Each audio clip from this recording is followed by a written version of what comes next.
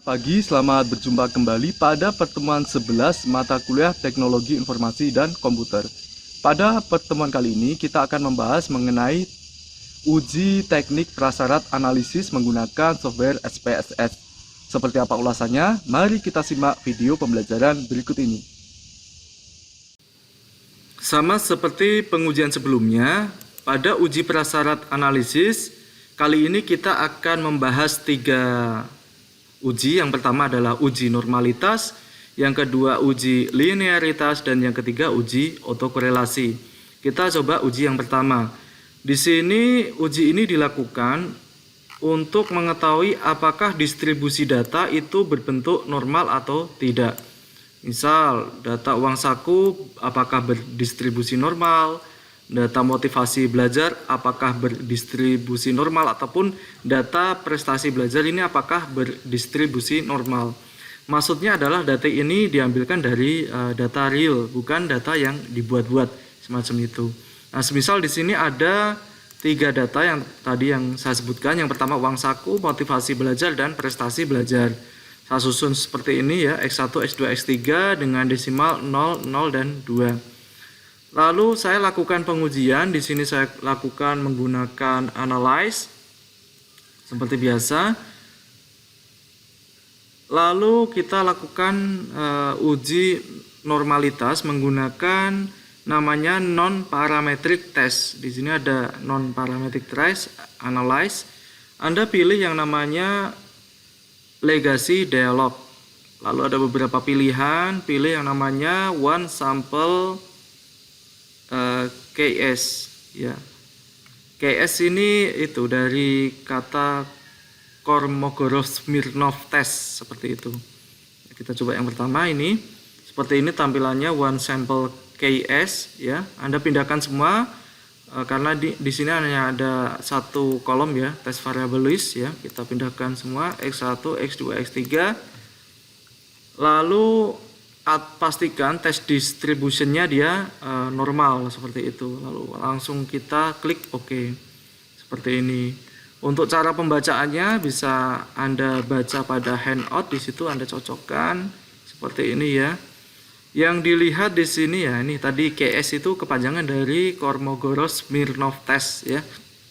Yang dilihat adalah seek to tell ya.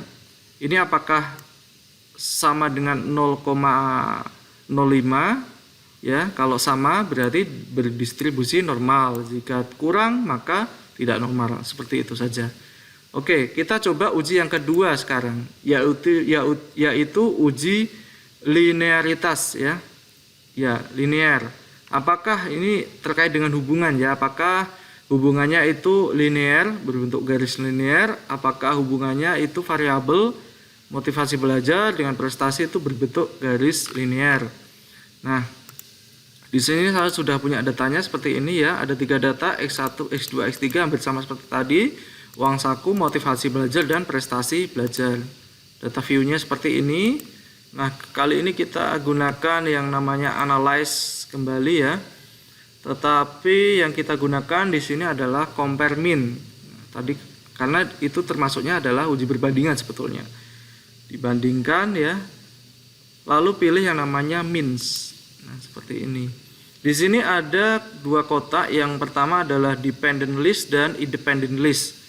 Jadi ini bebas, variabel bebas. Kalau yang ini dependent itu artinya adalah terikat. Yang terikat di sini adalah prestasi belajar. Terikat, sedangkan uang saku dan motivasi belajar ini variabel bebas. Seperti itu. Lalu pilih yang namanya option. Lalu pilih yang namanya test for linearity ya. Di sini option. Nah, ini test for linearity. Lalu klik continue dan OK. Seperti itu. Untuk hasil pembacaannya Anda cocokkan ya, outputnya min seperti ini. Kita cocokkan dengan pembacaan pada handout kita pada uji linearitas ya. Nah, seperti ini. Ya, tabelnya dia ANOVA table ya. Yang dilihat hanya kembali lagi ini nilai sig F-nya. apakah kurang ya atau sama dengan. Jika kurang maka hubungannya tidak linear, jika sama dengan 0,05 maka hubungannya bersifat linear. Nah, sekarang kita coba uji yang terakhir, yaitu uji otokorelasi. Ya, uji otokorelasi di sini saya juga sudah siapkan datanya ya. Nah, seperti ini ada 3 variabel masih sama x1, x2, x3 ya. Tapi di sini kita pilihnya analyze kalau uji otokorelasi. Lalu Anda pilih regression. Ini yang kita gunakan adalah regression di sini. Ya, lalu pilih yang namanya linear.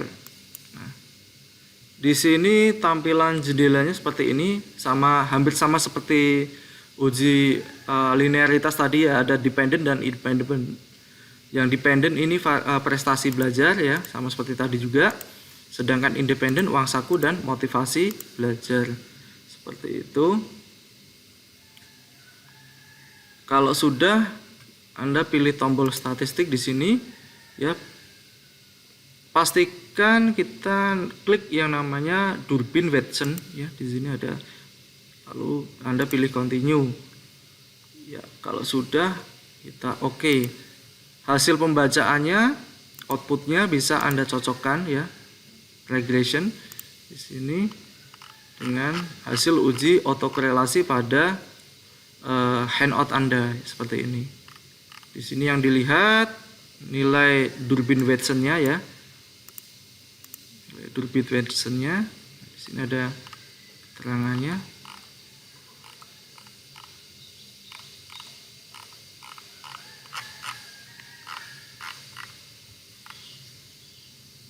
Nilai Durbin-Watson-nya ini terletak antara 2 dan 4. Tarak signifikansinya itu 5%, maka tidak terjadi otokorelasi. Jika berada di luar itu maka terjadi otokorelasi. Kita coba lihat pada output tadi, model summary ini ya. Nah, seperti ini angka-angka nih Durbin-Watson ini yang diperhatikan seperti itu. Setelah pembahasan kita mengenai teknik menggunakan uji prasyarat analisis software atau aplikasi statistikal SPSS, silakan Anda kuasai materi tersebut dan ikuti terus update video dari saya. Terima kasih. Wassalamualaikum warahmatullahi wabarakatuh.